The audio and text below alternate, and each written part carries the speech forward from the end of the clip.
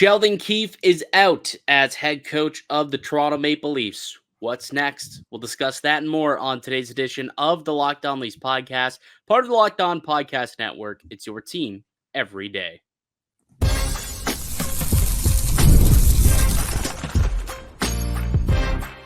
You're Locked On Maple Leafs, your daily podcast on the Toronto Maple Leafs. Part of the Locked On Podcast Network, your team every day.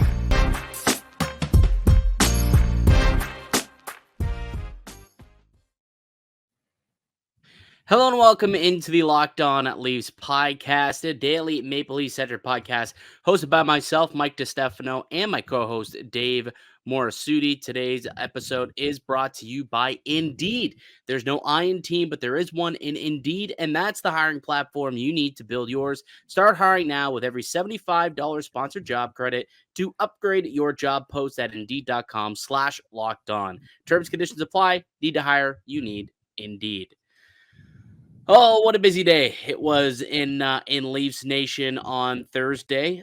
If you missed it, I did put out a bonus solo pod after the news of Sheldon Keefe being relieved of his duties was put out there, and it was made official. So, there's a little bit more discourse that you can go and hear more of my thoughts on the situation. I guess my raw thoughts at the time. But that's the discourse of today's podcast. Obviously, David Alter is going to stop by in just a little bit to give us his thoughts on that and what's next for the Maple Leafs and the organization moving forward. But 5 years at the helm, Dave, for Sheldon Keefe, and a really, really solid regular season record. Right, the best regular season winning percentage among all Maple Leafs head coaches in franchise history with a .665 win percentage, but it was his 16-21 playoff record that ultimately was the demise of Sheldon Keefe. Yeah, at the end of the day, it was, and I mean, Sheldon Keefe put it in that video, which, by the way, classy gesture from Sheldon Keefe to do that video. Did not have to do it. Could have just written a simple worded statement, threw it out there, but I appreciate it. I wish you would in the tweet when he said thank you, whatever. I wish you would have said onward and then did the peace sign. That would have been great. That would have been a callback. It you know what? It just showed how much he cared about the position he was in and how much he wanted to succeed in Toronto. But it's Brampton, right? It's a dream job, dream come true for him. Got to live it out. Exactly. And you could tell that he was hurt that he wasn't able to bring a championship to the organization. Did so with the Marlies, I might add, but the Stanley Cup is a big difference than the Calder Cup, obviously. And, he took accountability for it as well, which was good to see, but ultimately, wasn't good enough to keep his job, obviously. Just really quickly, Dave, I guess, what are your quick overall thoughts on the Leafs deciding to move on from Sheldon Keefe? Yeah, well, first off, thanks for covering the emergency pod, because literally I was working and taking care of the news when that was coming down. So I appreciate you stepping up there. But it just it didn't surprise me that move was coming. But what it shows is, okay, that move is done, but what's next? Because if this is just going to be we're going to plug out a GM, we're going to plug out a coach, but keep the same players. The only people that have been sort of taking accountability for everything are gone and out the door. Yeah. The people that not have to start taking accountability are the ones that are going to be talking next. And obviously we talk about that with David a little bit here, but that's for me is accountability has to take bigger form than just getting rid of a coach and getting rid of a GM, in my opinion. Yeah. So there needs to be some on ice change. In other words, is what you're saying here. Oh yeah. And it's the guys who are remaining that are going to have to make those decisions. And they're going to be speaking later today as well. The press conference, I believe it's at 10:30, I think, Eastern time, or they're expected to speak with Brendan Shanahan, Brad Treliving, and Keith Pelley, new president and of MLSE. So we will on Monday probably break all of that down for you guys. But on the other side why don't we have that conversation with David Alter, and we get into a whole plethora of topics, including, Keefe's legacy in Toronto, what's next for this team, who's the front runner for the Maple Leafs, and so much more. So we'll get into that on the other side. It's Mike DiStefano and Dave Morassutti. You're listening to the Locked On Leafs podcast, part of the Locked On Podcast Network. It's your team every day. Today's show is brought to you by Policy Genius. Policy Genius is the country's leading online insurance marketplace. It saves you time and money so you can provide your family with financial safety net starting today. With Policy Genius, you can find life insurance policies that start at just $292 per year for $1 million of coverage. Some options offer same-day approval and avoid unnecessary medical exams. Policy Genius helps you compare your options from top companies, and their team of licensed experts is on hand to help you talk through it. Your work-life insurance may not offer enough protection for your family's needs, or even worse, it may not come with you if you leave your job. But Policy Genius gives you unbiased advice from a licensed expert support team, thousands of 5-star reviews on Google and TrustPilot from customers who found the best fit for their needs. Check life insurance off your to-do list in no time with Policy Genius. Head to policygenius.com/lockedon, Locked On NHL, or click the link in the description to get your free life insurance quotes and see how much you could save. That's policygenius.com/LockedOn NHL.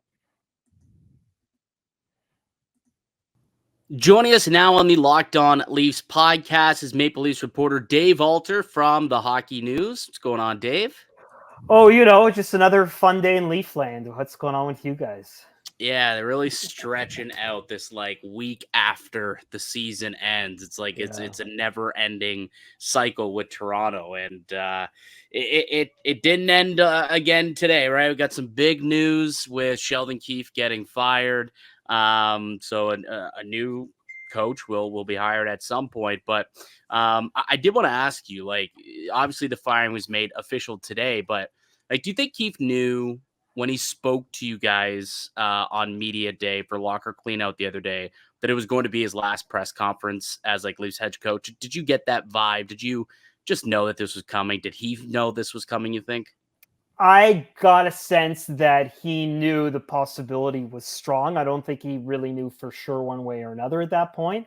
But in terms of the way he fell on his sword, but also not defended himself, but sold himself, saying that he has the utmost confidence in himself and projected positivity and confidence that way was very him and not necessarily team, but understandable, knowing that he's got to present the best version of himself for the next thing. I think there was an awareness there. And I mean, he's not an idiot, right? He knows what was said. Even if he's not paying attention to social media or anything, he's going to hear from friends. People are going to talk to him about the Leafs all the time. He knows that the previous summer he had to reapply for his job and get it again, and that an extension doesn't necessarily mean anything. Coaching in the NHL is the most volatile position of any of the positions right now. I was just talking to someone the other day about how now Martin St. Louis is the 5th longest serving head coach, and he was hired in 2022. Oh my goodness. So you look at that, it's okay, this is what it's come to. So yeah, I mean, look, this is what it is right now. I think Sheldon Keefe had an idea that it was a strong possibility. I don't think he knew for sure. But the way that he says that he has the utmost confidence in himself as a coach was his way of projecting, hey, if you're interested in me, there's no unwavering deniability in my abilities as a head coach. Yeah, which I mean, respect. You look at how the team finally did buy in and start to play, with good structure and with good system, the stuff that Keefe preached a lot of the time, but the execution wasn't necessarily there for a lot of the tenure that he was. But was there any part of you that felt maybe, he potentially earned one more crack at it with how, the team played in games 5, 6, and 7, or was it already too late? It's not even him. It's the circumstance. It's the guys who are committed under the cap, the very hard ability to move away from those guys and who your core is and what your team is, that your team is your team. How many iterations of the core four plus Riley have we seen where they brought different types of guys to play alongside those guys that they would hope would jar something loose to provide, the rebound type goals or the playoff style hockey and the better way of pushing themselves forward that they had hoped would stick around. And look, I mean, one of the most telling things to me was Ryan O'Reilly was one of those type of guys they brought in, right? Like they did that. They got some success under him. Didn't want to come back. Like he really didn't want to come back. And I don't think that it's not necessarily an indictment on the core, but when you continuously fail after those guys are gone and you're bringing in other people, it's the core. Like it really is. And like that, I don't know how much a head coach can change that. I think there's still going to be some sort of change there before, maybe not in the beginning of the season, but at some point during the season, I think something's got to give here because I don't think the head coaching changes enough. Like I really don't. Yeah, and I'm sure that's what Dave and I were just about to get into was if you thought that changing out Keefe is enough. Like, is that actually going to do anything next year? If they come back with the core four, if they, play out the Mitch Marner situation, if they play out the John Tavares contract, you already got Willie and Matthews and Riley locked up. Like, do you envision a scenario where next season they run it back just with a different coach?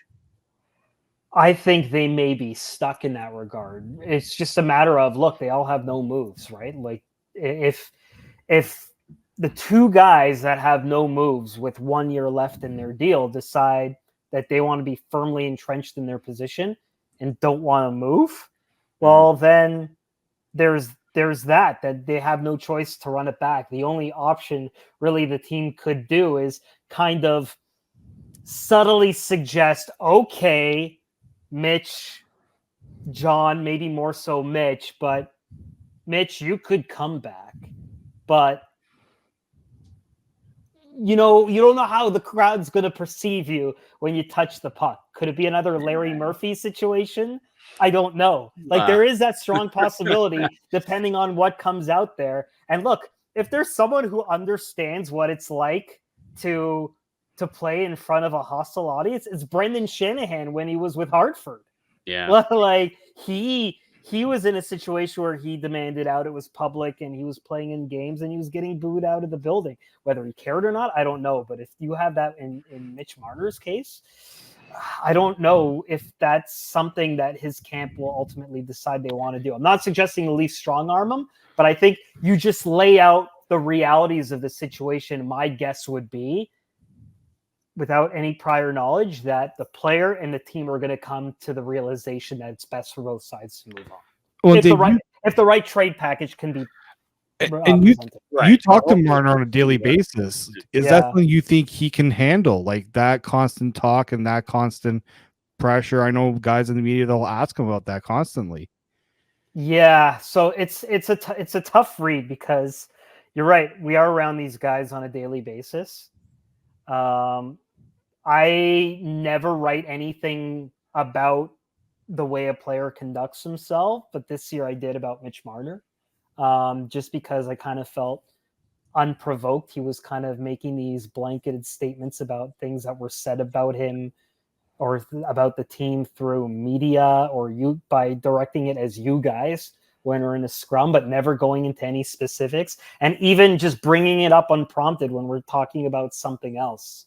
So it got to the point where I wondered, okay, how much of this is he thinking about this? Because for someone who says they're not thinking about the media, whatever, you sure bring it up unprompted a lot. Yeah. So I wonder, it just may not be the right market for him. And it's unfortunate. He's from Toronto, grew up like in the Leafs. You want it to work out.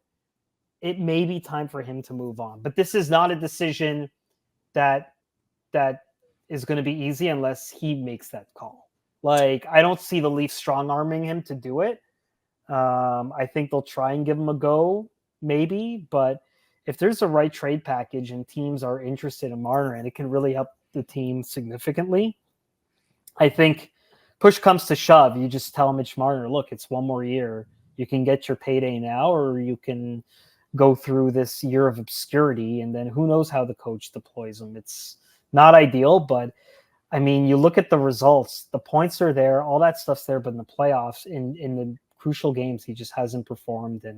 And the other guys, outside of Tavares, the other guys have at other times. So, yeah, I don't know. It's a really tricky situation.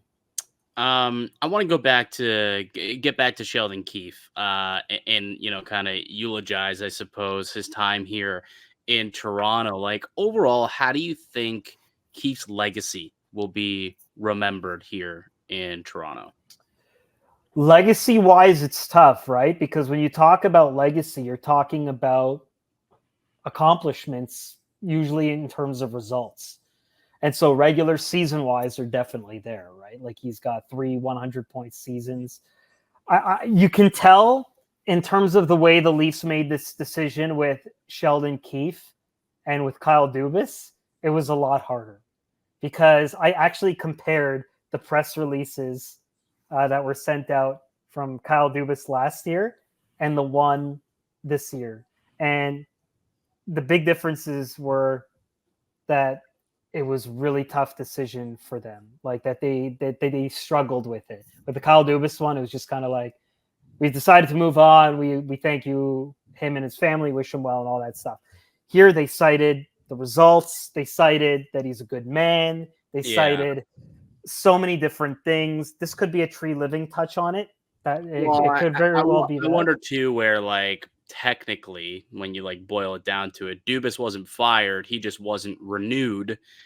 Technically, we all know what actually happens. Whereas, like, Keefe still had 2 years of contract. His contract hadn't even kicked in yet. Right. The extension, so they kind of had to, like, I don't know, fluff it up a little bit. Possibly, I suppose, but it was done with a lot more praise than necessary. Like, I've seen, and I think, like, there was also more. I mean, we don't know this for fact, I suppose, but based on how everything kind of happened a few weeks later, right, Dubas might have been, more willing to go, we'll say, than fair enough. Sheldon Keefe too. Fair enough. But what I will say about legacy is, it's hard to say, because he inherited the core guys and he's leaving the core guys. Like, maybe some of the Marlies that he coached that have moved up to higher roles on the team, maybe you can say that. But outside of a legacy, I don't know. Like, he'll be the highest winning percentage in the regular season of all time of any head coach. It's going to be really hard to knock him off in that regard. For anyone who lasts a long time, that's going to be impossible. But in the playoffs, it's just tough. I can just go by my interactions with him. Always super nice. There were times where, for me, it was really intimidating over the last few years, where I would be the only reporter on the road and would feel like a one-on-one type situation, even with cameras. And he was always very nice about that. So, like, I always appreciated him for that. But in terms of legacy, it's tough. It's tough to put a legacy on it, just because he inherited what he's leaving. And he didn't gain anything for them. He got a playoff round. But the way in which they exited after that was so embarrassing that it's even hard to put that in a positive light. So I don't even know how to answer the legacy question, because it's hard. Like, there's maybe a couple of, maybe Zach Hyman's legacy with the Edmonton Oilers. Because he coached them there. He coached them in the NHL with the Maple Leafs. Babcock was a big. Yes, he was a big Hyman influence in there too. But he came up with the Shaq Hyman. Like, he told us about the Shaq Hyman nickname. Pierre Engvall, maybe Justin Hall. Although Justin Hall now struggling in Detroit. None of his Marlies guys are, like, still there though. Like, think about it. Which Marley is still there? I don't think any of them. Nick Robertson was not really a Marley under him. Timothy Liljegren would be one. Rasmus Sandin's gone. Yeah, like, Marley, I guess, would kind of be it. Yeah, Bobby McMahon was a Marley after him. Like, there really isn't much you can say, right? Mm-hmm. So I don't know. It's tough. It's really tough to put legacy. It's like his legacy will just be excellent guy, above average coach who was exceptional for the regular season, knew the issues, but couldn't correct them with what he was given. We'll get back to our interview with David Alter shortly, but first, let me tell you about one of today's show sponsors, and that is Indeed. There is no I in team, but there is one in Indeed, and that's the hiring platform you need to build yours. When you're hiring, you need Indeed. Indeed is the hiring platform where you can attract, interview, and hire all in one place. They streamline the hiring process with powerful tools that find you match candidates. With Instant Match, over 80% of employers get quality candidates whose resumes on Indeed match their job description the moment they sponsor a job, according to Indeed US data. Candidates you apply are more than 3 times likely to apply to your job than candidates who only see it on search. Use Indeed data to get the best quality candidates every time you sponsor a job. Even better, Indeed is the only job site where you only pay for applications that meet your must-have requirements. Indeed is an unbelievably powerful hiring platform, delivering 4 times more hires than a lot of the job sites combined, according to Talent Nest back in 2019. So join more than 3 million businesses worldwide that use Indeed to hire great talent fast. Start hiring now with a $75 sponsored job credit to upgrade your job post at Indeed.com/lockedon. Offer good for a limited time. So that's Indeed.com/lockedon. Terms and conditions apply. Need to hire. You need Indeed. Yeah, I think that's a good way to put it. I also kind of put a different spin on it. When we talk about reputation, there's like one particular circumstance, one instance that I'll always remember, one quote that I'll always kind of remember. And I'm curious if you know where I'm going with this. Is there one particular situation that you think will stick with him, and one that maybe he was never really able to put that genie back in the bottle? Was it the soft and purposeless quote on the team? No, because I actually appreciated that, because that was telling the truth. Well, I appreciated it until he had to walk it back. So that was it though, because he walked back a few times. Yes. The one that I was referring to was the loss against the Coyotes. Came out, their best players were better than our best players, and the next day walked it back and brought it up, and Mitch was like, yeah, unpromptedly, Mitch was like, yeah, I had a conversation with him about that comment, and, we're on the same page about it. And it was like, we didn't even think there was an issue with that comment. Right. And all of a sudden, the team went into PR mode during the scrum with you guys the very next day, unprompted. And he had to walk back all those comments. And to me, I don't know if he really fully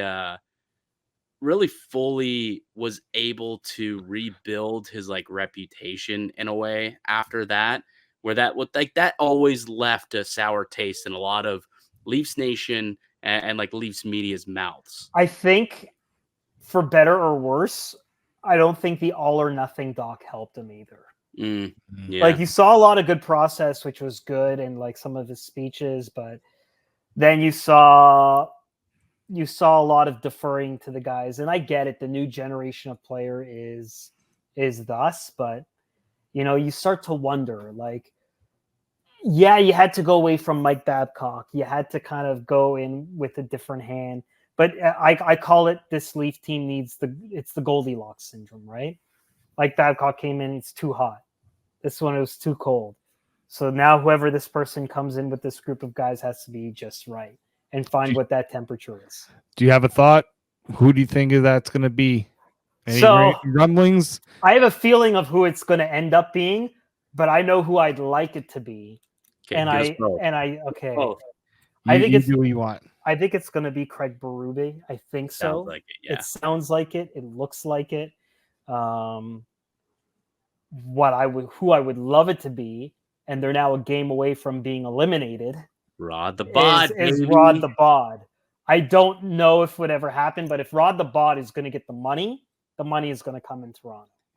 Yeah. The only problem is Rod the Bod would get the money in Toronto. I don't think he would get the term in Toronto, because ever since the Mike Babcock situation, there's been a hesitancy from MLSC to leave a lot of guys with a lot of money to be paid to not work. Now, you can understand it with Sheldon Keefe. You can understand it with what he was making roughly, and for the term, that's standard practice across the league.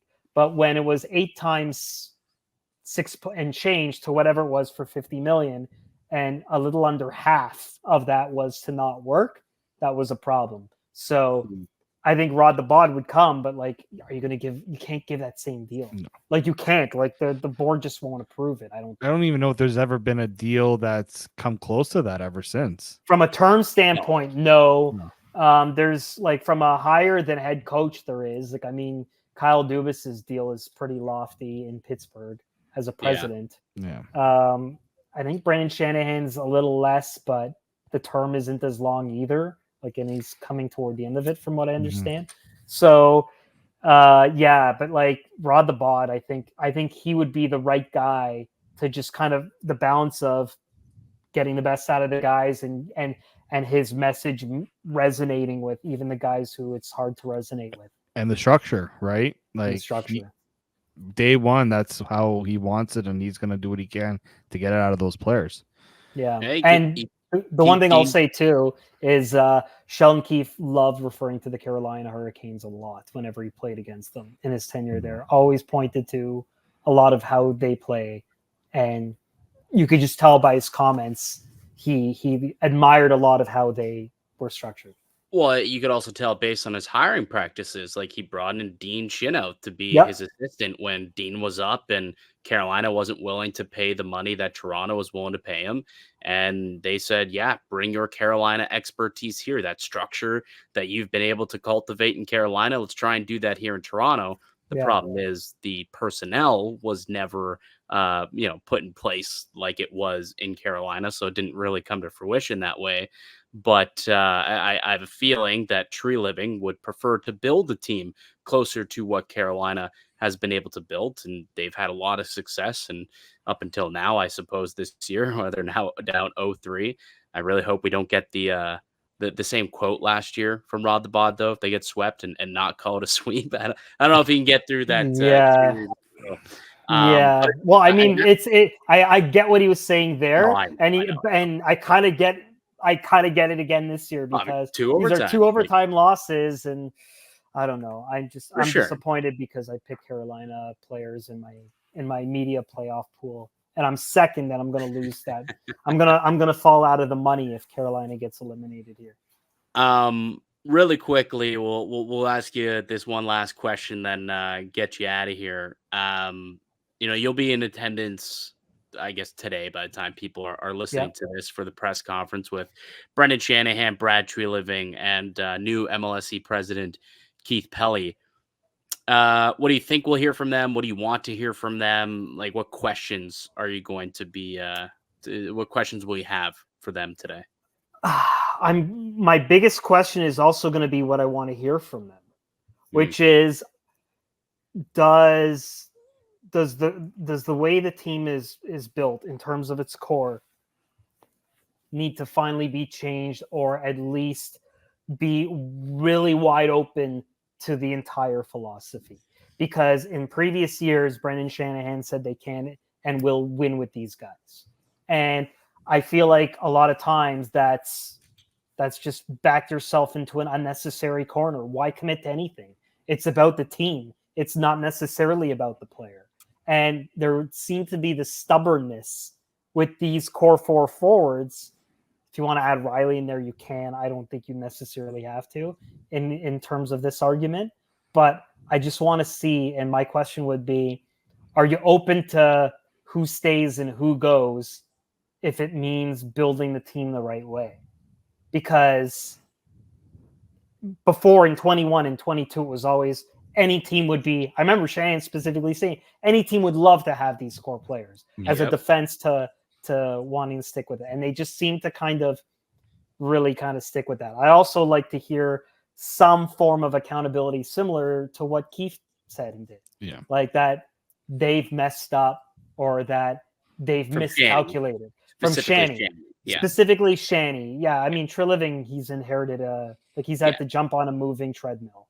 So I give tree, a decently passing grade. You have to give him a mulligan. A lot more hits than misses for sure this season. Right, and and then Keith Pelley, I'm curious, like him. That's a wild card for me. That to me too. It's like my question to him will be, how involved are you going to be from a day-to-day standpoint? Because here's the other thing. Like, we were actually debating this among reporters. Brendan Shanahan just barely speaks to the media. Like, he barely does, to the point where it's like, if you're biz ops and MLSC is biz ops, it's kind of like that. It's kind of like that. What would you say you do here? That's where I was going. What would you say? Yeah, it's like, if I'm one of the Bobs and I'm instead of the reporter, I'm like one of the consultants who are trying to find inefficiencies there. I'm kind of like, okay, well, if you have an MLSC pres now who's more involved in the sports and media side of things, where, like, I want to know what this kind of structure is, because it's always been kind of clear since the Freesdale and now, and then I forget her name. She did the interim until until Keith Pelley. But then, if the Tim Lewicki persona is back, do you need the Tim Lewicki and the Brendan Shanahan? That's what I need. That's what I want to know. Yeah. Oh, there's a lot of meat on that bone, and Dave. Right. Dave Morassutti. We'll probably dive deeper into this after we hear from these guys speak, and we'll talk about it more on Monday, because I do have a lot of questions about ownership, and I think if there's one guy who has a target on his back this offseason and going into next season, it is Brendan Shanahan, for these exact reasons. And like I said, we'll go deeper into that sometime next week. We got to hear if he's going to fall on his sword at some point. Yeah, like, you would think at some point, right? Like, I think it's coming, because at this point, you're on your third GM. I guess you're fourth technically, if you don't include the one that's inherited, and you're on your Carla. Was he there when Burke? Did he? No, Dave Nonis. Dave Nonis. It was Nonis, Lamorello, Dubas, Treliving. Yeah. Right. Yeah. And then for a year. In there. Yeah. So we'll see. It's going to be really interesting. I love a lot of what Shanny did in the early days. Like, I really do. Like, I like the retiring the jersey numbers. I like the jersey redesign. A lot of what a president of hockey ops historically has done. But in the last few years, the president has now become the de facto GM across the league, to the point where it's like, well, I mean, if you have that, then why is Keith Pelley speaking? It's not clear, and hopefully there'll be some clarity. Yeah, my thing, I guess we'll get quick tease is, in my opinion, like, I agree. Shanny did wonders when he first got here to clean house, get things going back in the right direction. The, centennial thing that they did, bringing back, the Legends Row and the retirements and all that. He did a lot of good things, bringing in Babcock, who it didn't end great, but was a big hire at the time and a big get. It was huge. It was huge. No one thought they could do that. No one thought they could pull that off. Absolutely not. But over the course of the last 3 years, it's just been way too stagnant. And this is a team that thought was going to be going up this way with the core that they had built. And unfortunately, that hasn't been the case. And Shanny didn't have answers. Apparently, Keefe didn't have answers. So we'll see what Treliving can do, and Keith Pelley and whoever the next head coach ends up being. I will say one more thing, because people forget about it because they forced it to Game 7 overtime. But I don't know how you could watch Game 4 and what took place there and not feel like a change to the core is badly needed. I'm with you. I personally, like, there's no extension. We talked about this the other day on the show. I don't think there's an extension waiting for Mitch. So it's up to him if he wants to play out the final year of his contract, or if he'd rather see if there's another situation out there, get a sign and trade and get that security, so he doesn't have to worry about the pressures of playing in a contract year, which I don't know if you've noticed, Dave.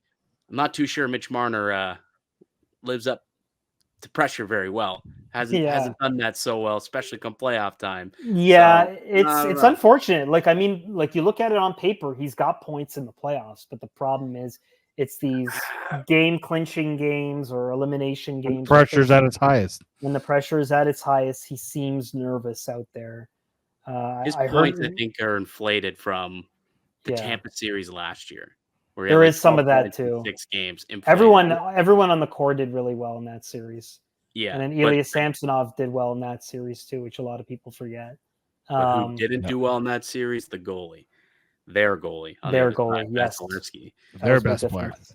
It's true. Yeah, exactly. But we'll see. It's going to be an interesting. I'm curious to see what is said today for sure from all three the gentlemen who are going to be up there, and what the fallout is, and we'll see. Do you have a sense of maybe how long the coaching search could be, or is that one of the things I guess we'll find out later today? I have a feeling like if Treliving has his way, it would be longer than it is.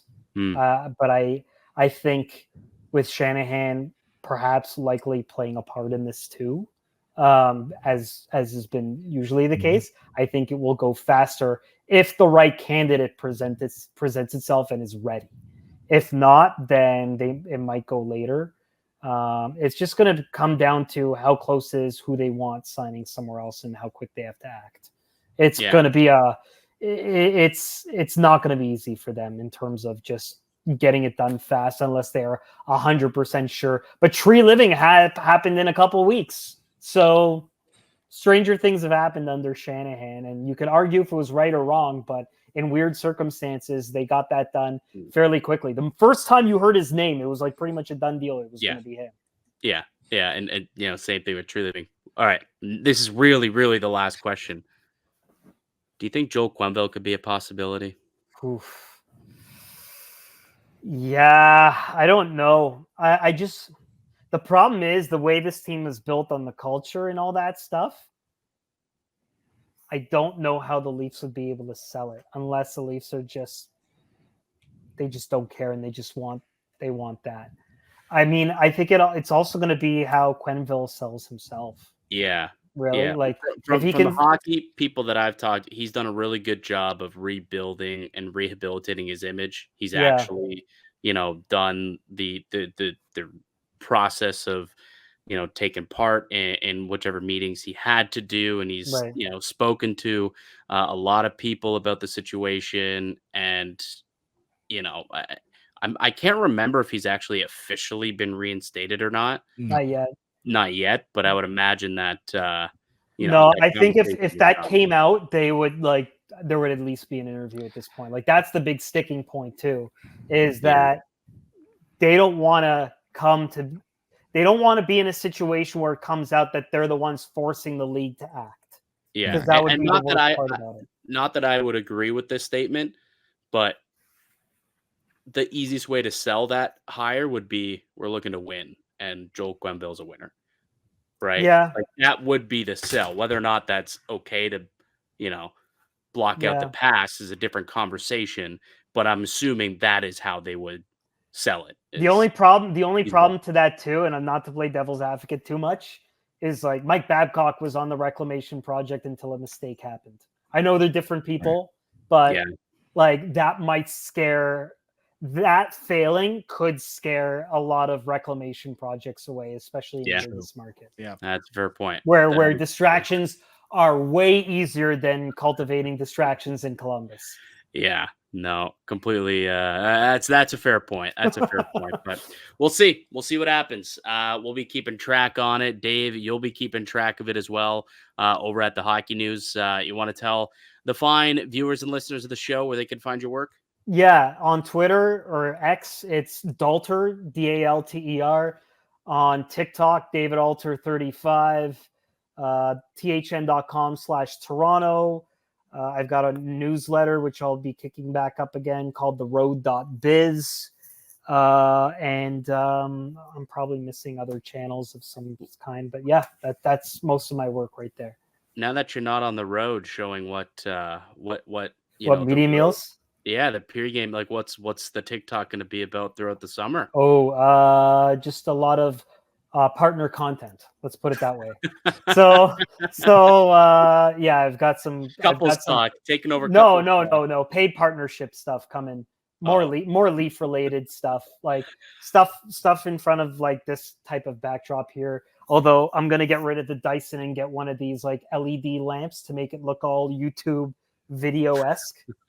So, because right now, as cool as the Dyson looks, I don't think it's the best look for the stage backdrop. But just means you're rich. Just means that you get paid. No, this is like this was like a Thanksgiving 4 times reduced price, like 4-year-old model that I got with lots of cashback incentives.